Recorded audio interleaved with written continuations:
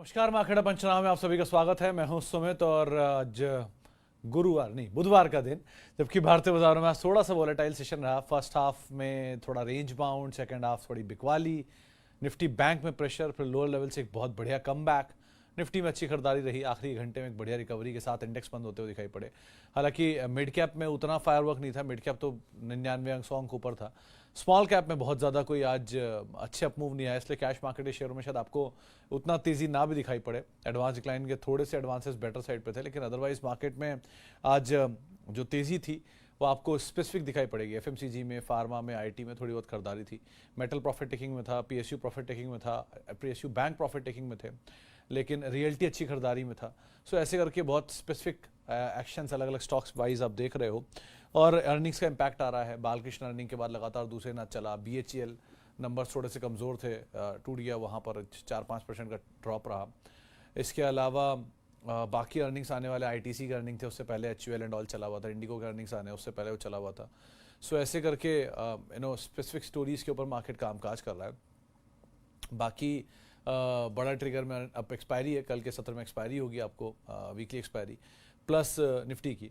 उसके बाद फिर आप छठे चरण की तरफ इलेक्शन में जा ही रहे हो। अर्निंग्स का, क्योंकि ये फाइनेंशियल ईयर के अर्निंग है तो लंबे तक चलते हैं, तो फाइनेंशियल ईयर के अर्निंग है तो आप ये मान के चलिए कि ये मई के एंड तक आपको अर्निंग ही मिलेंगे।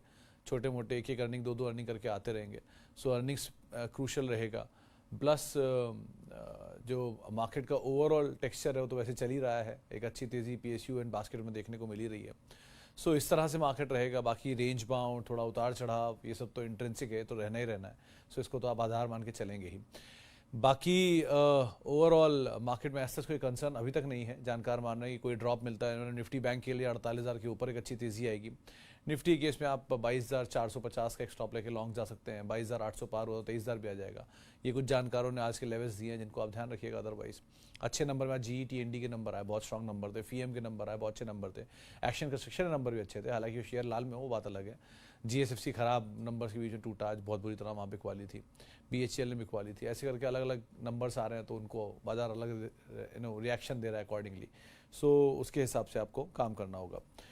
चलिए अब सवाल जवाब का सिलसिला शुरू कर लेते हैं और बातचीत कर लेते हैं कुछ सवालों को लेकर जो कि अलग अलग माध्यमों से आते हुए दिखाई पड़ रहे हैं। हेलो सुमित जी, नमस्ते। प्रेजेंट में एफआई बाइंग कर रहे हैं, वो कैसे मालूम पड़ेगा? बिकॉज सब खेल एफआई का है। पित्रोजा साहब देखो, एफआई बाइंग कर रहे हैं या सेलिंग कर रहे हैं, आपको एनएससी की वेबसाइट पे रोज शाम को 5:30-6 बजे अपडेट हो जाता है। तो आप वहाँ पे गूगल कर लीजिए FIDI नंबर और एनएससी साथ में लिख दीजिएगा तो वो नंबर आपको मिल जाएगा। रोज का नंबर वहाँ आता है, इजीली अवेलेबल है। सो ऐसे कोई बड़ी रॉकेट साइंस नहीं है इसमें। बट एक चीज़ आप ध्यान रखिएगा, जो एफआई का खेल है, एफआई खेल कर रहे हैं, इसमें कोई डिनाया नहीं है। एफआई इस समय बाय नहीं कर रहे हैं, सेल कर रहे हैं। कंटिन्यूसली सेलिंग आ रही है एफआई की, एक आध दिन बीच में बाइंग है, लेकिन ऐसे more less trend sell side का है।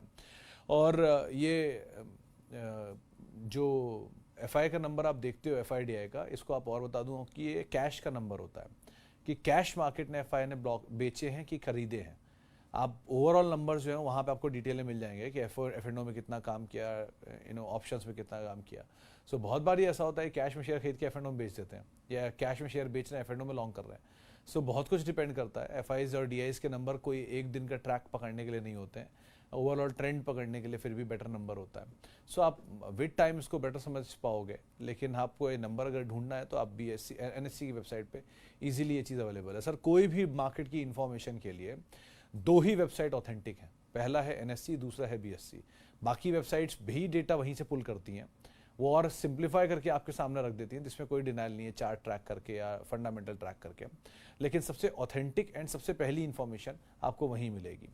किसी भी कंपनी का आपको लेखा जोखा पढ़ना हो तो उसकी पहली जगह आती है financial numbers, Q4, Q3, Q2 numbers. दूसरी जगह आती है उनकी इन्वेस्टर प्रेजेंटेशन, जिसमें सब कुछ अच्छा ही होता है, तो उसके बारे में बहुत ज़्यादा एक्साइटेड मत होना। तीसरी एंड इंपॉर्टेंट जगह आती है उनकी कॉन कॉल, जिनको आप सुनोगे तो शायद आपको बहुत आइडिया आएगा। और चौथी, सब कुछ जिसके अंदर होता है वो तो इनकी एनुअल रिपोर्ट। तो ये 4 जगहों से आपको सारी इन्फॉर्मेशन मिल सकती है। तो ये इन्फॉर्मेशन के लिए अगर आप डिटेल में पढ़ना चाहते हैं, तो इन्फॉर्मेशन लेकर किसी एक कंपनी के बारे में पढ़ना चाहते हैं तो, बाकी अदरवाइज आप खाली आंकड़े समझना चाहते हैं यहाँ वहाँ से, तो आप कहीं से भी ट्रैक कर सकते हैं उसे। आगे बढ़ते हैं। और सर 1 लाख के अदानी के शेयर लेना है, एलोकेशन किस तरह रखें? शर्मा साहब, पहली चीज़ आपने ये चीज़ तय कर ली कि अदानी की शेयर आप ले रहे हो, सो मैं उसके ऊपर कुछ टिप्पणी नहीं करूँगा, क्यों ले रहे हो, कैसा ले रहे हो, कितना ले रहे हो, अब वो आपकी चॉइस है। 1 लाख रुपए में 10 कंपनियां अदानी की, तो आपके पास 10,000 सब में डालने का भी चॉइस है। बट एनडीडीवी को आप अवॉइड कर दो, 9 ही मानता हूँ मैं।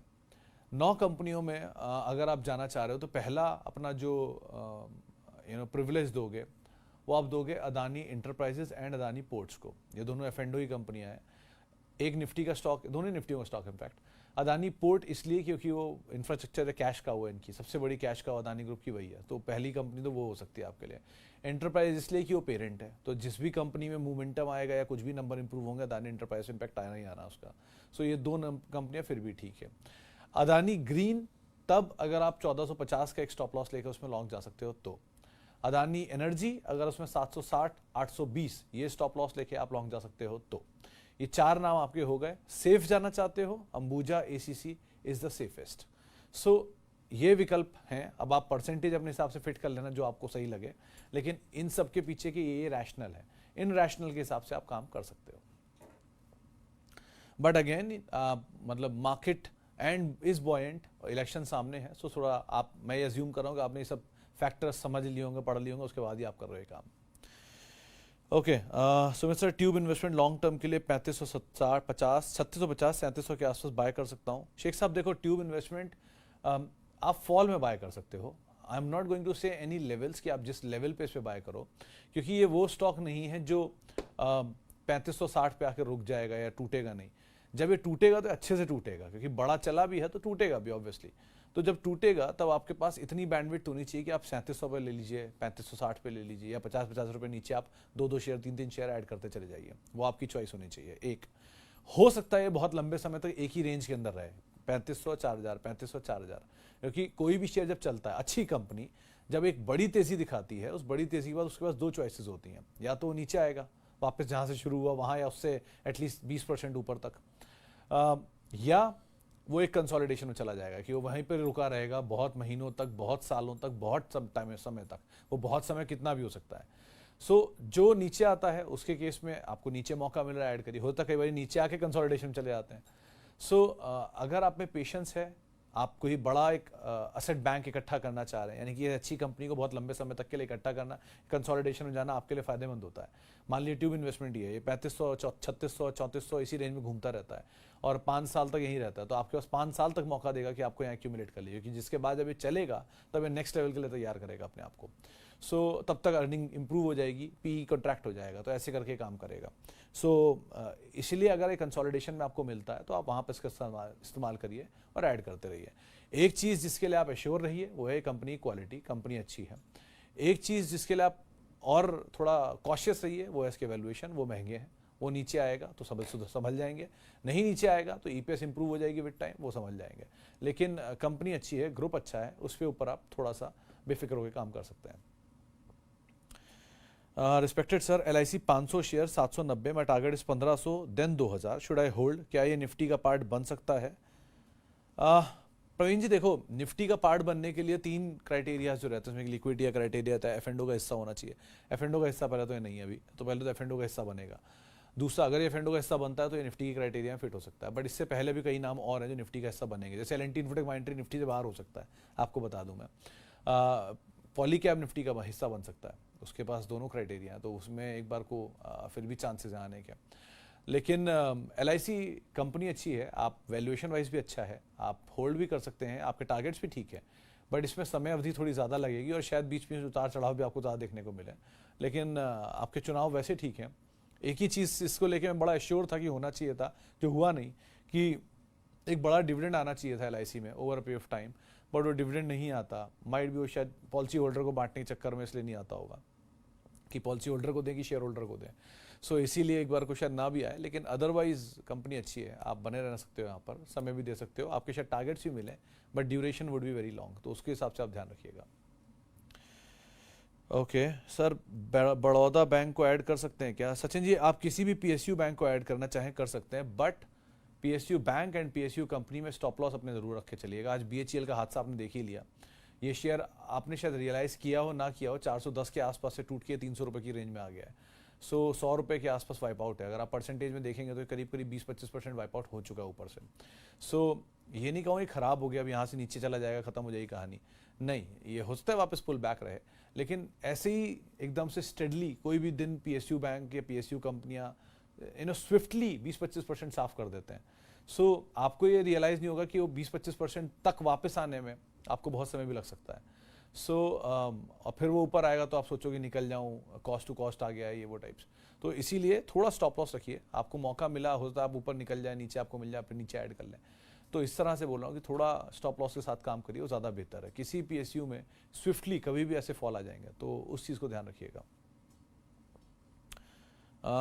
BEL margin profit, BEL 15% margin profit मतलब रोशन जी, अगर आपको प्रॉफिट हो रहा है BEL में तो आप ट्रेल करिए, अपनी कॉस्ट को अपना स्टॉप लॉस रखिए, या कॉस्ट से 5% ऊपर का स्टॉप लॉस रखिए और धीरे धीरे ऊपर ट्रेल करते रहिए। BEL, container corp, oil India, even हुडको टू एन एक्सटेंट, इनमें लग रहा है अभी शायद तेज़ी और कंटिन्यू रहनी चाहिए इन PSU स्पेस। बैंक्स में, बैंक ऑफ बड़ौदा, PNB, यहाँ पे भी कोई दिक्कत नहीं है, यहाँ भी शायद तेज़ी रहे, बट अगेन स्टॉप लॉस साथ लेके चले, क्योंकि एक बड़ा इवेंट सामने खड़ा है। कोई भी दिन बड़ी वोलेटिलिटी मार्केट दिखा देती है, तो उस सिचुएशन में आपके होता कुछ नहीं है, शेयर तो वापस वहीं घूम के आता है, बस अपॉर्चुनिटी कॉस्ट चली जाती है। उसमें आपको रिग्रेट होता है कि मेरा लिया हुआ शेयर नीचे आ गया, इतना समय वेट किया, अब ऊपर आया है, इतने में सब कुछ भाग गया।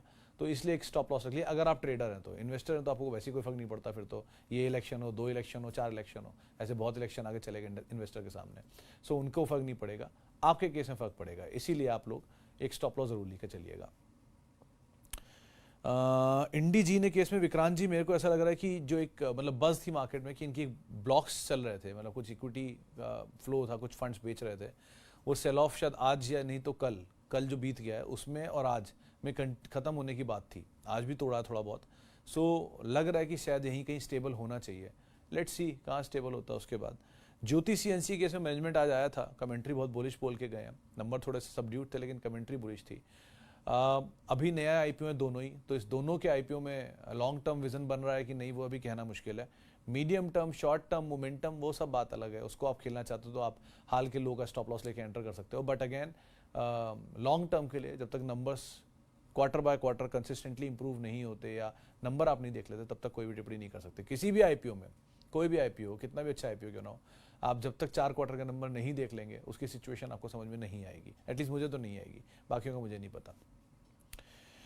Okay, Adani energy solution share price 990 में लिया हुआ है, क्या करना चाहिए? होल्ड करना चाहिए केशरी साहब। आप अपनी कॉस्ट के ऊपर 1085 वही रेंज घूम रहा है, आज ही 1090-92 तक गया था, 1060-30 की रेंज में घूमता है, तो आपको कहीं आप ही कॉस्ट के नीचे मिला, आप ऐड कर सकते हो। 740, 760 आपका स्टॉप लॉस है, 820 दूसरा स्टॉप लॉस है, आप बने रहिए उन स्टॉप लॉस साथ। लेट्स सी क्या मोमेंटम आता है, बहुत बड़ा कंसोलिडेशन दिखाया है तो रिवॉर्ड ही बड़ा होना चाहिए। लेट्स सी कैसे करता है। ओके, DV स्लैब 2765 भाग गया, क्या करूं? होल्ड करिए, और क्या कर सकते हैं, अब तो भाग गया शेयर तो कर ही क्या सकते हैं। बट किसी फाइन डे नीचे आया तो आप एंटर करिएगा। इस केडर का कोई और स्टॉक ढूंढ रहे तो एल्केम लैब एक अच्छी कंपनी है, उसको देख सकते हैं, एंटर कर सकते हैं वहाँ पर भी। फार्मास्यूटिकल में सन फार्मा के नंबर तो अच्छे थे, आज शाम को कॉन कॉल देखते हैं क्या बोलते हैं उसमें, और प्लस क्या ब्रोकर हाउस के नोट आते हैं, वो भी कंपनी ठीक है। डॉक्टर रेड्डीज अच्छा है, आप इन केस डिवीज से निकल नहीं ले पाए तो रेड्डी ले लीजिए, अपोलो हॉस्पिटल ले लीजिए, या एल्केम ले लीजिए, ये सब अच्छी कंपनियाँ हैं, इनको भी आप एंटर कर सकते हैं। ओके, कुछ और सवालों को भी शामिल कर लेता हूँ जो ओके इसके अलावा कुछ और सवालों में एक सवाल आया है, respected sir, Indiabulls real estate buy कर सकते हैं लॉन्ग टर्म के लिए या अभी रुकना चाहिए? विकास सर, ये उनको पूछिए जिन्होंने बहुत समय तक बहुत पैसा इसमें स्टक करके रखा हुआ है। ये 140 रुपये से टूट के नीचे 50 रुपये तक दिखा चुका है और वहाँ से घूम के यहाँ आया है। सो एक बहुत लंबे अंतराल तक इसने बहुत लोगों का बहुत पैसा बर्बाद किया है। सो बेटर यही है कि आप अगर इसमें एंटर करें तो आपका 120 या 115 ये आपका स्टॉप लॉस होगा, तभी आप एंटर करिएगा। बल्कि 110 भी कर लीजिए, कोई दिक्कत नहीं है, लेकिन स्टॉप लॉस स्ट्रिक्टली फॉलो करिएगा इसमें, ये वरना बहुत पैसा एरोड करता है, तो उसके हिसाब से आप कॉल लीजिएगा। चलिए, फिलहाल अब इतने सवालों शामिल करूंगा, माफ़ी उन सभी लोगों से इनसे बातचीत नहीं हो पाई। बहुत बहुत शुक्रिया उन सभी लोगों का जिन्होंने सवाल पूछा। आपसे मुलाकात होगी अभी 5:30 बजे फिर से, और अदरवाइज और आप मेरे साथ जुड़ सकते हैं @सुमित रिसर्च, मेरा ट्विटर हैंडल है, सोशल मीडिया हैंडल है। किसी भी निवेश से पहले अपने वित्तीय सलाहकार की राय ज़रूर ले लें और CNBC आवाज़ के YouTube, Facebook, इंस्टा पेजेस पर आप हमारे साथ जुड़ सकते हैं। फिलहाल के लिए इतना ही। नमस्कार।